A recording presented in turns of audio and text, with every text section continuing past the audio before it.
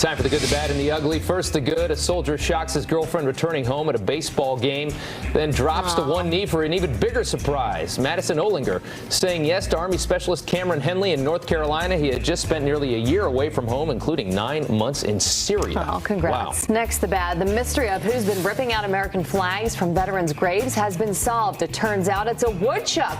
A veteran first tipped off after finding a hole with pieces of the flag. A woman later telling him she saw the rodent with her own eyes. Oh, that's funny. Finally, the ugly. A driver loses control, sending his truck soaring through the air onto the other side of a busy road.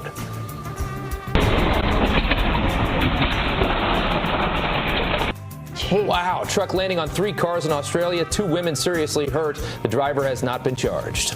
Have a good day. Today, the president will meet with key senators about border security as the House prepares to vote on 2 immigration bills this week. The Democratic lawmakers say breaking up families is cruel and unnecessary. The zero tolerance policy means zero humanity, and it makes zero sense. The DOJ, the Inspector General, and the FBI Director will be grilled over the Clinton email probe today. And now, anti-Trump FBI agent Peter Strzok says that he's ready to testify, too. There's going to be action on the floor of the House this week if the FBI and DOJ do not comply with our subpoena requests. Angela Merkel's political career now hanging in the balance over migration in Europe. The German chancellor's interior minister giving her 2 weeks to end the open border policy. And what a finish by Brooks Koepka.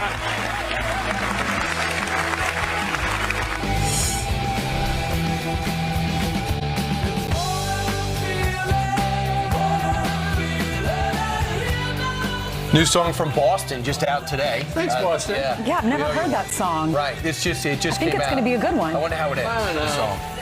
It's more than a feeling. Right, more than a song. Why don't we just play it, and then in 4 minutes we'll tell you how it ends. All right, good. Steve, great job Awesome on Friday. interview. It was really something. We did not know the president was going to come out. Apparently, halfway through the show, he was watching TV, saw us on there, and came out and yelled for us to get off the lawn. Right. He tweeted out, I guess, 8 o'clock, saying, I know Fox and Friends is out there, Steve's out there, I might go out and say hi to him. And then In we an see him come. unannounced visit. That's right. And then 30 minutes later, he's out there with you and talked to you for about 30 minutes. But it was extraordinary. It goes to show you the power of the presidential tweet, because as soon as it went out, and I was talking to the producer, Gavin, he said, did you see the tweet? And I said, nope, let me look. And I looked at it, and I read it, and then I looked right over there, and the reporters were starting to gather. And there were some guys over here, the CNN crew, all these crews were starting to pull their cameras out so they could get a shot if he did come over. And he did come over, and Mr. President, thank you very much. It was a great interview. And, it also reminds me of why the president won the election. He was available. He was available to answer all questions. And the whole Russia thing, and the lawyers, and they're right to say, pull back. You don't want to get yourself in trouble after the Lester Holt thing. You might say something that'll jeopardize the case. So he pulled back. And now he feels almost liberated, like, I'm doing it anyway. Nothing happened. I'm talking to people because I'm my best spokesperson for my policies. And he proved that on Friday, because he talked to us for a half an hour, and then as he was going back to the White House, he talked to the press corps for 18 minutes. So for over 45 minutes, the press of the United States got a lot of answers to some questions they had about all sorts of things, including immigration. And today he's going to be talking to senators. Tomorrow he's going to be talking to House Republicans about this immigration debate, because it's firing up again this week. You got 2 policies, 2 programs out there that the president says he'll support both of them. One more moderate, one is the Goodlatte bill, which has been out there for a while. Whatever passes the House, he says he'll support. If he puts his weight behind it, it might get through the Senate. It might get to his desk. And in it, you got about 1.8 million potential DACA kids who are young adults in many cases. They'll get their pathway, $25 billion for the wall, and then the end of the lottery system. He might not get chain migration. We'll see about it, but it's part of the negotiation. But the biggest story is, in my humble opinion, because the IG report was so devastating and so devastating to the Russia collusion, so supportive of the president's thought that there was forces against him, because the North Korea summit put a lot of the skeptics to bed. They had to reach for something else, and they found it with the so-called separation of kids and parents from their families at the border. Right. I mean, this is a policy that has been the law of the land of the United States of America for many years. They did it during the Obama years as well. But the Democrats have seized on it. They took a tour of an immigration facility over the weekend, and the sound bites from the Democrats emerging, as you would expect. Listen. The zero tolerance policy means zero humanity, and it makes zero sense. It's a disgrace, it's shameful, and it's un-American. This is a choice that the Trump administration has made. It is inhumane. It is cruel. President Trump, cease and desist, because you are moving the arc of justice to the heap of despair. That is appalling, and it is un-American. Yeah, it's terrible to see those images. Of course, no one wants to see parents. And if you are a parent, could you imagine? You don't want to see these images. We need to do something about it. What's the solution? That's why the president is talking with these lawmakers, trying to figure out if we build the wall, maybe they wouldn't come in, and then they'll do it the right way. They'll go in at these checkpoints. They can seek asylum if they live in a dangerous area. The president made it very clear on Friday. He said, if you don't like that policy, change the law. The way it is right now, and it's pretty clear, is if you come into the country illegally, with children, they will separate you because you're about to go through criminal proceedings. However, if you knock on the door and you say, I'm here with my family or these children to seek asylum, you will not be separated from the children. That's just the way it works. And some are brought here by them. Some came by themselves, unaccompanied minors, which we saw 5 years ago. Others are here with coyotes or people, escorts. They're paid to escort kids across. So, of course, you're going to separate them. And others are there with parents. So, meanwhile, it's forcing some type of action. Ben Dominique, who is married to Meghan McCain, he's with the Federalist, was on Face the Nation yesterday and said, listen, we know this issue of separating women from their kids is a problem, but look at the big story. Look at the big picture. The focus on these kids, while I certainly understand it from a media perspective, is ignoring what is really driving these factors. Why do we have a 200% year-over-year increase in the number of people coming across? Why do we have the biggest month-to-month increase between February and March that we've seen since 2011? And the answer to that is the activity of the Mexican cartels, who use these migrants as essentially a distraction to clog systems as they are able to funnel things across the border. In the last week, we saw 2 more political candidates in Mexico murdered in broad daylight. And now there's 180 politicians killed. We're getting dangerous in Mexico. And I'm not reading the Mexican newspapers. Steve won't translate for me because I took German at school. I'm kind of hamstrung. But they're close to being a failed state. If Mexico fails, they're an absolute mess. They're being run by illegal drug cartels. That's causing the surge of the border. The Border Patrol is empowered to keep our border safe for Americans. Right. That is their focus. But, Brian, it has become a political issue on this side. It seems to be Democrats against Republicans regarding this, and this was why the Secretary of Homeland Security came out with a series of tweets to try to clarify. She says this misreporting by members, press, and advocacy groups must stop. It is irresponsible and unproductive. As I have said many times before, if you're seeking asylum for your family, there's no reason to break the law and illegally cross between ports of entry. You are not breaking the law by seeking asylum at a port of entry. We do not have a policy of separating families at the border, period. For those seeking asylum at ports of entry, we have continued the policy from previous administrations and will only separate if the child is in danger. There is no custodial relationship between family members or if the adult has broken a law. I was looking online this morning, and Rich Lowry wrote a topic for the National Review where he explained, he says, separation happens only if officials find the adult is falsely claiming to be the parent or is a threat to the child or is put into criminal proceedings. In other words, if somebody crosses into the country illegally, breaks into the country, you're breaking the law, so you will be you're headed for court. Nowhere in the United States are children kept with somebody who is being, remanded by the marshals. In other words, if you went out and you robbed a bank and you've got your kids in the car when they catch you, right? You're getting separated. They're going to take. You're getting kids. Arrested. Exactly, and that is exactly how they treat the kids in this case. So anyway, just trying to separate fact from friction on a very hot. But why Rich Lowry has to write about that and the administration should elaborate that succinctly and directly is beyond me. Kristen Nielsen's tweets help, but I think they got to go out and try to get in front of this. Meanwhile, the other big story is going to be happening on Capitol Hill today and tomorrow. Michael Horowitz released a 500-plus page report, and now he's going to answer some questions in front of the Senate Judiciary Committee, along with Chris Wray, who had an embarrassing press conference just defending the FBI in general late last week. So they're going to expand on it, and they're going to get some direct questions, and I would hope Democrats are almost as outraged as Republicans about the sentiment expressed in a lot of that document about what was going on in 2016 with the FBI behind the scenes. Also, the lawyer of Peter Strzok, he sent a letter to Bob Goodlatte, and he says he's going to testify, that Peter Strzok is willing to testify before the House Judiciary Committee. He says that he has been fully cooperative. He wants a chance to clear his name and tell his story. His character and actions have been misrepresented, he says. Sure, and so expect some fireworks, not only with Wray and also the Inspector General, but if that guy, Peter Strzok, shows up, you can just imagine what the questions are going to be like. You know, when you and Lisa Page were your lover were exchanging texts talking about how we will stop him regarding Donald Trump, or when you referred to him as an idiot or loathsome or a menace or a disaster. How did you feel you were a fair and impartial arbiter of what the truth was? Right. Meanwhile, you got the President of the United States. He was tweeting this. Why was the FBI's sick loser, Peter Strzok, apparently that's his nickname for him now, working on the totally discredited Mueller team of 13 angry and conflicted Democrats when Strzok was giving Crooked Hillary a free pass, yet telling his lover, lawyer Lisa Page, that we'll stop Trump from becoming president? Witch hunt. Yeah, we don't know what the insurance policy was just in case Trump won, and we don't know what the plan was to stop President Trump after he won. What, for some reason, that wasn't covered in the report, but they said that they didn't see any bias affecting but just you have to suspend disbelief. I am sure that when he is asked what was the insurance policy, he will have an answer, and it will not sound criminal. Right. Sure. You think?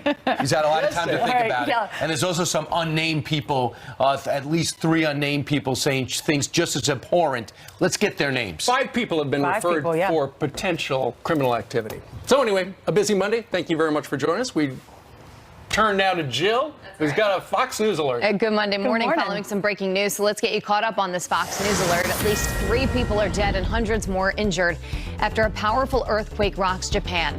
The 6.1 magnitude quake rattling the city of Osaka, bursting water mains, knocking down walls and setting off fires. Among the victims, a 9-year-old girl who died when a concrete wall fell on top of her. It was the strongest registered quake in the city's recorded history. We now know the gunman accused of opening fire at a New Jersey arts festival was just released from prison. All right, she hit. You all right?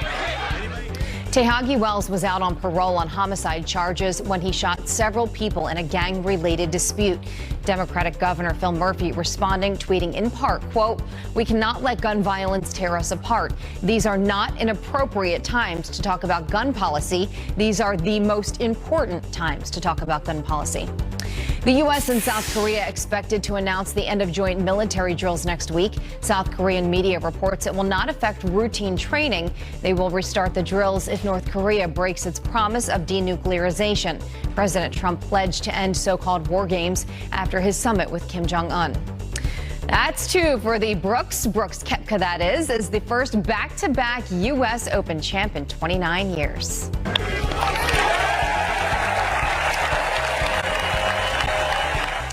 Koepka finishing 1 over par in the tournament in New York. The last man to accomplish the feat, Curtis Strange, seen interviewing Koepka for Fox after the big win. How cool is that? And talk about Strange, like Koepka, he repeated at the Open on a New York course. And to top it off, the wins marked both of their second ever major victories. Talk about a lot in common. The course was too tough, right? It destroyed everybody. People keep saying. And the numbers were terrible for the best golfers in the world. It's I don't know that Phil Mickelson's going to be going back. Right. he'll be going What back. do we know about him? Do you know where he's from or what his story is, where he went to college? I believe he's down in Florida. Okay. Lives down there right now. All right, congratulations. Meanwhile, some critics comparing those immigrant shelters on the border to concentration camps. Our next guest got a first-hand look and says that couldn't be more wrong. He will take us inside next. Plus, an armed man starts shooting in a Walmart parking lot. Guess how he was stopped? By a good guy with a gun.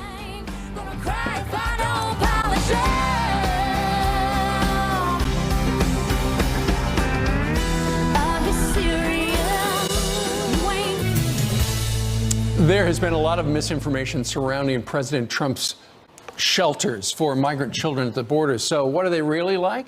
Well, Joel Pollack is a senior editor at large for Breitbart News, and he got a first-hand look at one and joins us right now from L.A. Joel, good morning to you. Good morning. All right, so you went to a facility about a half an hour from the border in El Cajon, California. What's your headline from inside one of the border shelters? Well, the most amazing thing to me when I arrived there, and I arrived with an open mind, I felt I had to see it for myself, was the care of the staff who work there. They have doctors, they have psychologists, they have trained social workers, administrators, and all of them want to help these children. Often the kids come there without any knowledge of basic hygiene. They come from some of the poorest places in Central America. The staff there give them toiletries, they give them new clothes. They sometimes have to teach them how to shower, how to use a flush toilet. They give them an education. This is a place where they really have the welfare of the kids at heart. And they come there from Border Patrol facilities. They're in a difficult situation, but the goal is to ring that reunion bell that sits right at the front of the facility. And every time a child rings that bell, that means they're reuniting with family or with a sponsor. And everybody wants to get them to that point. It's not about politics, it's just about caring for the kids. Right, and the reason they are taken from the adults is because the adults have broken the law. If you come into the country seeking asylum, you are not separated. But Joel, one of the very incendiary terms is that inside these things are cages. And I've seen some of the images, and there are some chain link fences. Is it appropriate to call them cages? What those images are describing are the temporary detention facilities at Border Patrol. The Border Patrol often rescues these families from the backs of trucks, from gangland safe houses, from the middle of the desert where they could be dying of dehydration, and it brings them there. They have to separate children from adults. They don't know if the adults are their parents. They can't put people together in one common space. So this is what they do there. Those kids are there for a few hours, maybe a day or two at most, and then they're transferred to the shelter where they're cared for. Look, those Border Patrol facilities are not ideal, but they do receive medical attention, they receive food, they receive some kind of shelter, which is better than what they had on the long, arduous, and often dangerous trek from Central America to the border. Joel Pollack, we thank you very much for telling us what it's like inside, because we've heard some disturbing descriptions over the last week or so, and now we have a better idea. Thank you, sir, for joining us today from LA. You're welcome. All right, what do you think about that? Email us, friends@foxnews.com. Meanwhile, 6:20 here in New York City, German Chancellor Angela Merkel welcomed 1 million refugees into her country with open arms. And this morning, that move could actually cost her job. Plus, the Obamas are getting ready for their next big Netflix debut. Our next guest has a few suggestions for TV shows they could create, like the very, very, very Thin Red Line. Now, that's funny.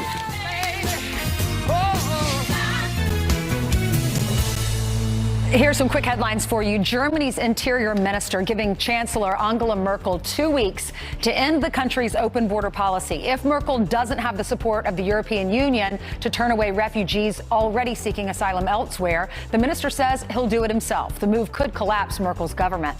And the former British spy behind the anti-Trump dossier will be in the hot seat today. Christopher Steele ordered to appear for a videotape deposition in London. It is part of a civil suit filed by a Russian technology executive against BuzzFeed, which published that unverified report. Brian? All right, now that the ink has dried on President Obama's mega deal with Netflix, our next guest has some programming ideas for their Hollywood debut. So what kind of stories can we expect from the couple's 8 years in office? Here with some ideas, best-selling author Michael Levin. Michael, so the deal comes down. There's over 100 million subscribers. The president could make some real impact. What are some of the titles? Sure. I mean, the first thing is that if you're Obama, the easy thing is to get the deal. The hard thing is how do you transform your presidency into must-see TV? So one of the stories, and when something is based on a true story, that's Hollywood gold. So I thought, why not do something like Take a Bow, Mr. President? This is where he'll go around the world in the style of the late great Anthony Bourdain. And he will not go to restaurants. Instead, he'll go to foreign dictators, despots, hereditary rulers, and just take deep bows to them, as he did in his first year with the Emperor of Japan. I'm not sure he's going to. I'm not sure he's going to do that. You also say the very, very, very thin red line. Yes, that's right. This is sort of a tragic story about the Middle East, where he tells Assad, no more chemical weapons on your people. Assad does it anyway. And Obama basically says, it's okay. It's sort of House of Cards meets Schindler's List. Very high concept. We'll see how long that lasts. Number 3, the Little Library on the Prairie. Yes, this is sort of the heartwarming story of a president who builds a large monument to himself in the shape of a library, a presidential library. The only problem is that he builds it in a neighborhood in the south side of Chicago where the rents go up so much that the neighborhood gentrifies, the poor people have to leave. It's sort of Fiddler on the Roof meets Boys in the Hood. I don't know how long that'll last either. We'll see if they get it done. Santa Obama coming to town? Oh, this is a heartwarming Christmas story about how the president takes much of the $700 billion of TARP money, that's back in 2009, and gives it to the government employee pension funds as a way of thanking those folks for helping him get elected. Now, the people who on Wall Street who cost millions of Americans their homes, their livelihoods, they walk scot-free, and Santa Obama gives the American public a lump of coal. These ideas are not going to get you the rights to his life story. And the last one, Wheelbarrow of Fortune.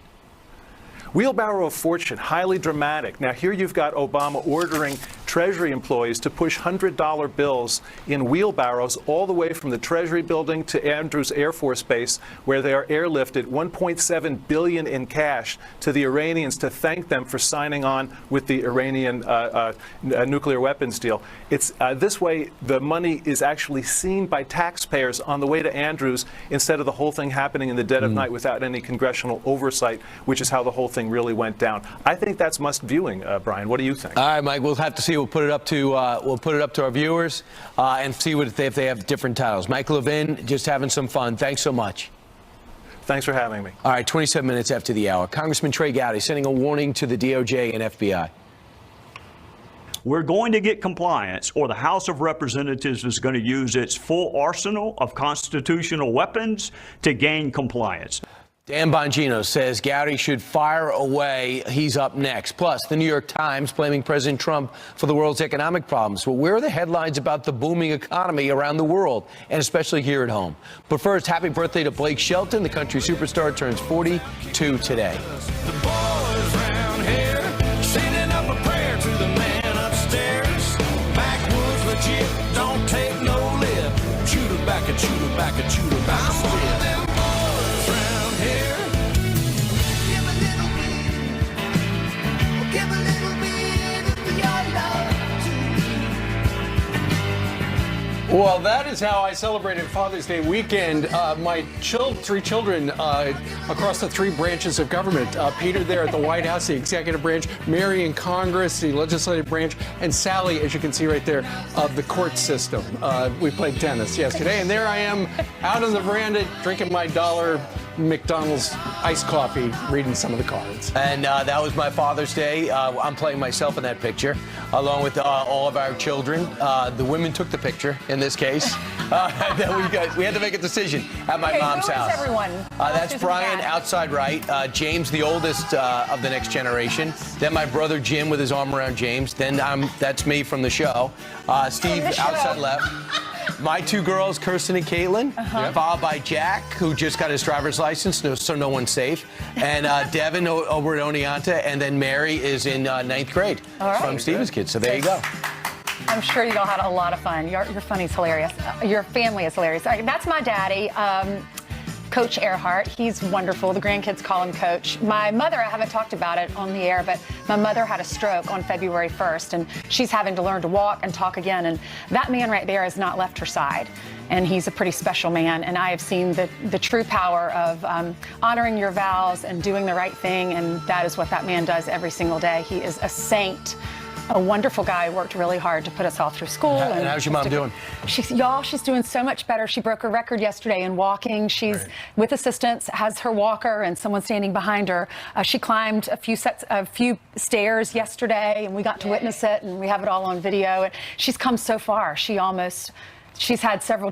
We thought we were going to lose her a few times, so we are so blessed. But you're getting to learn a lot about insurance and coverage. Learning a lot. Yeah. It's expensive. It really is, and if you don't have health care, wow. It's a problem. And what you don't know is almost every weekend, Ainsley goes home to be with her. I do. She's in a facility in Charlotte, and Dr. Vishraj is her doctor. And without him, I don't know what we would do. She wouldn't be here. Definitely would not be here if it weren't for him. He believed in her. He accepted her into the program when no one else would, because she was so severely injured.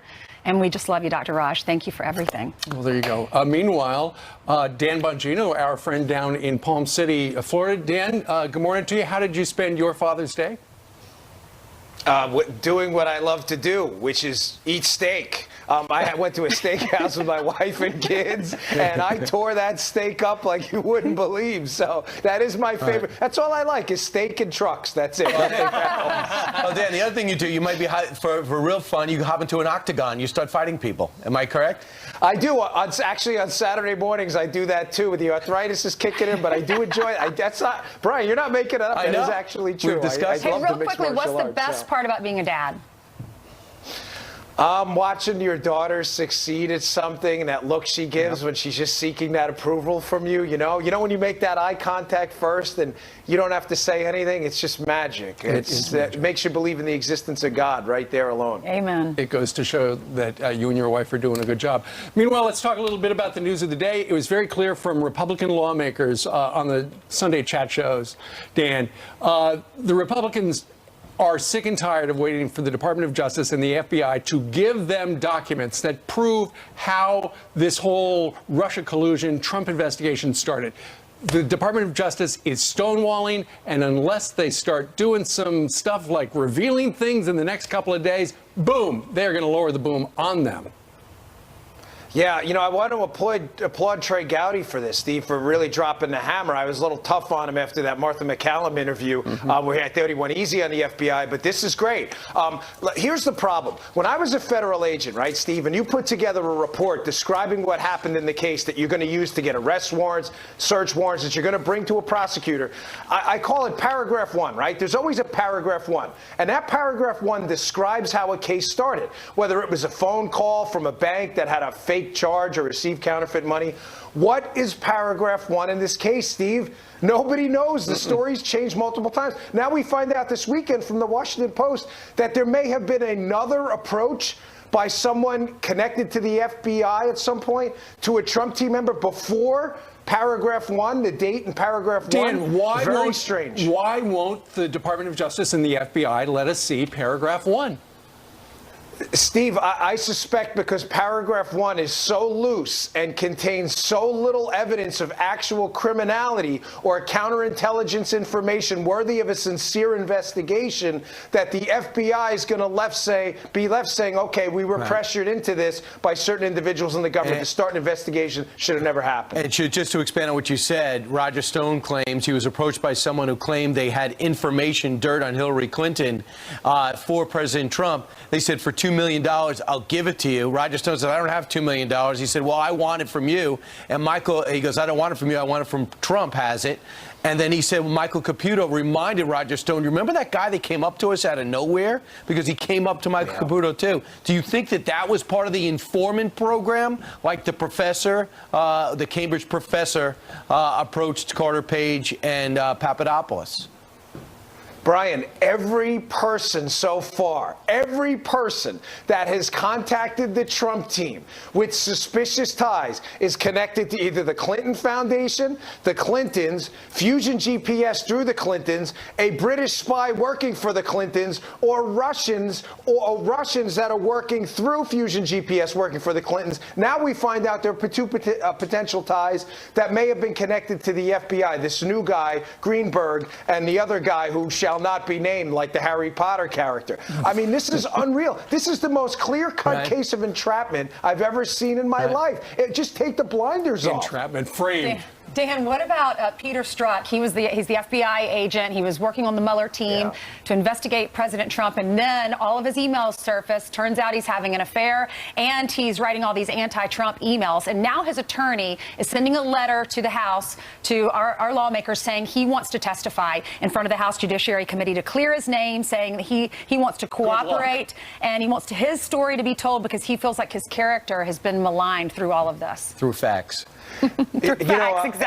Ainsley, being in the news business as you guys are, the most overused term is like explosive, or this really has the potential to be seriously explosive. This is the #2 guy in the counterintelligence division who, just to be clear, sometimes people forget how important he was. This was not a rank and file FBI agent. I love and respect those guys, but this was a senior level manager who was intimately involved in the Clinton email investigation, the Hillary investigation, and he actually interviewed Mike Flynn, Trump's national security advisor. This guy has the goods on everybody. And if he decides to come clean, this could be a really bad day for senior people at the FBI and their decision making if he decides to fess up. I just don't know why he was protected to begin with. Why was it? Why is it? What, he didn't need a subpoena. He wants to come out himself. They put him in human resources. Why he had a job? There's so many mysteries here. And he's been hung out to dry. He wants to try to clear his name. Good luck. I'm not sure, guys, that he hasn't been cooperating the entire time. It's awfully suspicious how some people seem to have exposed his text but not sought out interviews. And I'm not so confident he hasn't been cooperating with who? Michael Horowitz? Horowitz and others Mueller. Also as well. Yeah, I don't think it was just Horowitz. I think there's also people, Huber maybe, Huber, the appointed United States attorney by Sessions. I don't know if Mueller wants his point of view. No, I don't think so. But listen, Strzok he's the guy who sent the "We'll stop them" text, and that text alone is devastating. All right, Dan Bongino, thank you very much for joining us from Palm City. We hope later today you can drive a truck and have a steak. Right, and fight somebody. Thanks, guys. Hey, God bless your mom, Ainsley. That was really touching. Thanks. She's doing so much better. Prayers. Thank you. Thank you. All right, 20 minutes now before the top of the hour. Hey, Jillian. Good morning. How was your Father's Day? Did you see your dad? I did, Good. yes. Thank you. Good morning to you guys, to you at home as well. Let's get you caught up with this. At least 5 illegal immigrants are killed trying to outrun Border Patrol agents. 12 people ejected from an SUV in a rollover crash near the Texas-Mexico border. The chase reaching speeds of up to 100 miles per hour. Officials demanding tighter border security following the crash. Every day, my deputies are getting into pursuits. I think we need more boots on the ground. We need more patrol. We need I think we need a wall, in my opinion. The driver, a U.S. citizen, is under arrest. A good guy with a gun stopping an attempted carjacker in a Washington state Walmart parking lot. The man tried to steal 2 cars. One driver was shot when he refused to give his up. As the gunman approached another driver, a bystander pulled out a concealed weapon and shot the suspect dead. He is a hero. He is a hero. He took action, and like I said, I really think more people could easily have been shot. He saved us all, probably. I mean, come on, he saved us all. Before the suspect entered the Walmart parking lot, he tried to carjack a 16-year-old girl. She suffered minor injuries. You break it, you buy it. The parents of a 5-year-old boy may now be on the hook for a $132,000 sculpture. The boy appearing to hug it before it topples to the ground during a wedding reception in Kansas. The city's insurance claiming the boy was not supervised correctly. His parents say there was no protection around the statue and may fight the bill in court. Yikes, that is an expensive hug. back to you guys. Who knew the museum has the Pottery Barn rule? You bought it. Right. Holy cow. You know who has that rule? touching Janice anything. Dean. You ever go to her estate? No. If you break anything, she makes you pay. Who are you? You're talking about another Janice Dean. I don't know. Oh, really? This Janice Dean is all about the hot weather, and there's plenty of it. Yes, absolutely. Feeling like summertime in advance of the first day of summer officially coming Thursday. Forecast heat index in a lot of these areas very high, 90 to 100 degrees is what it's going to feel like. We do have a front, and north of that front, that's where we've got the cooler temperatures and the threat for severe storms, including parts of the Midwest, the Great Lakes, interior Northeast, and New England. Hail, damaging winds, isolated tornadoes. Also want to make mention, we have some tropical moisture surging towards the Texas and Louisiana Gulf Coast. This could mean the potential for heavy rainfall, flash flooding over the next couple of days. So this is going to be a big concern. This is the area, of course, that was hit hard by Harvey. Quick look at your forecast today. Again, the heat is going to be the big story. Make sure that you are taking care of your kids and the elderly. Bring in your pets as well, because we're the heat indices well over 100 degrees. Good advice. Back over to you. Thanks, JD. My dogs take care of themselves. They go right inside. Not going out. Little hot. All right. Meanwhile, straight ahead, the New York Times blaming President Trump for the world's economic problems. But where are the headlines about the booming economy at home? Stuart Varney, come on up. You're next. Hey, he On works Fox and Saturday. Friends. You work Saturday. Hey, good. How are you doing?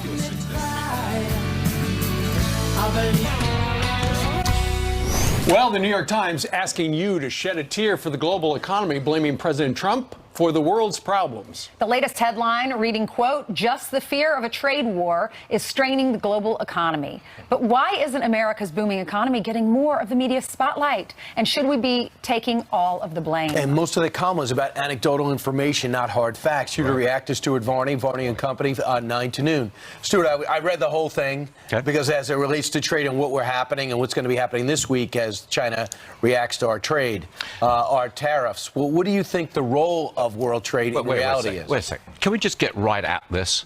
The U.S. economy is booming. Get it straight. The economy in America is absolutely booming. But the media is going to ignore that because any success for President Trump is regarded as a plus for the November elections and a plus for 2020. The media hates President Trump and will never, ever mention anything truly positive about the U.S. economy. Just hold on for a second. My contention is that America has now returned to prosperity. Define prosperity. This is where we are. A surge in consumer spending, a job for everyone who wants one, confidence in the future at historic highs, unemployment at a generational low, and we've just about achieved 4% growth. That is prosperity, and you will not read about that on the front pages of newspapers or in the broadcast news headlines. You're not going to hear. I quoted you to the President of the United States on Friday, and he was touting the economy as well. But why doesn't the New York Times, why don't they just say, look, hey, America, you feel good because times are good? Because it's a plus for President Trump.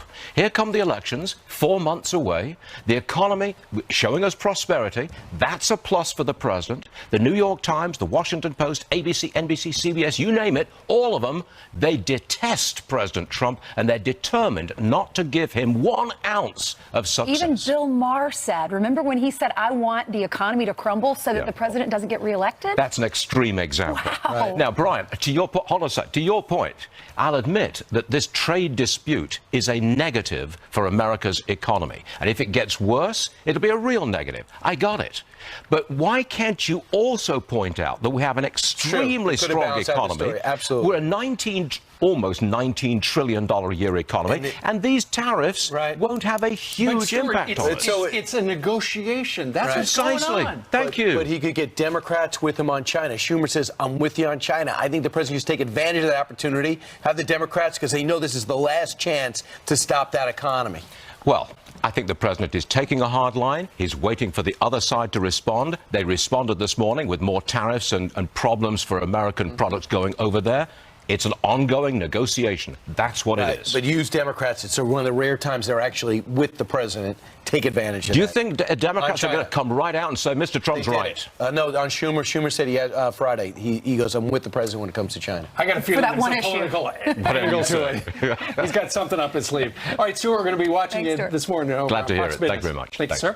All right, meanwhile, tourists visit San Francisco to see Alcatraz and the Golden Gate Bridge, but they're also getting a front row seat to see homeless people screaming at walls and drug addicts shooting up on the streets. Our next guest says you can thank liberal politicians for what's going on there. And President Trump making America great again. Next up, the moon and Mars. Yep, we're coming for you, Pluto.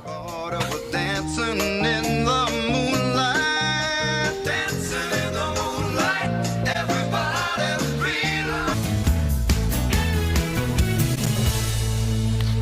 San Francisco is one of the most iconic cities in the country, but recently tourists saying they are shocked by the conditions on the streets. Look at these pictures, citing homelessness and needle use. So what's going on in that liberal area? Former vice chair of the California Republican Party and attorney Harmeet Dillon is outraged with the conditions of her city, and she joins us now with more. Harmeet, thanks for joining us. Yes, happy to be here, Ainsley. Wonderful. Well, tell us what is happening. If we were tourists and we went to San Francisco, what would we see on the streets? Well, recently what you're going to see is a real spike in homelessness on our streets. You're going to see human excrement because these homeless people are going in the streets, even in very fancy neighborhoods. Hypodermic needles everywhere because we give out free needles to drug addicts in the city. And you'll even see people shooting up heroin right there in the middle of the day, in the middle of the tourist districts in San Francisco. So it's not only scary for the tourists, it's actually scary for those of us who live here. We pay the highest rents in the nation. We have the highest property crimes of all 50 American cities, and it's just getting worse. So, you know, liberal politicians in our city and our state have created these conditions here with crime. We have catch and release for criminals in our city, and they think that by giving out needles and coddling and encouraging people to come, that maybe it'll make it better for them, but obviously it's making it worse for everybody. I read that one of the local TV stations went out and they were surveying all the streets. They walked 153 blocks in downtown San Francisco and then reported on what they found. They found trash littered on every block, 41 blocks dotted with needles, and 96 blocks were sold with piles of feces. It's just disgusting. Why is this happening in San Francisco? Well, it's happening for a combination of reasons. Number one, I call San Francisco the utopian petri dish of America. We try out every crazy liberal idea there, and then sometimes they spread to other cities, unfortunately. Like giving out free needles, in San Francisco, yes, some of the addicts are getting 18 needles a month. I mean, that's been going on for over 20 years, but it's really spiked. We've had a doubling of the number of homeless people living on the street in the top tourist neighborhoods in our city. And overall in California, we actually have had a spike. So a quarter of the homeless people in America live in California. But we have warm weather, as you showed in your pictures there. It's a very beautiful city, and it's a very, very liberal city. Gavin Newsom is now trying to become the governor, and he was our mayor. And they just give out cash and they give out benefits to homeless people. Okay. And guess what? When you subsidize something, people come and there's more of it. Yeah, it's enabling people. Thanks so much, Harmeet. Thanks for joining us. Yeah. All right, White House My Deputy pleasure. Press Secretary Hogan Gidley, Jonathan Turley, and Alan Dershowitz, they're all live and they're coming up.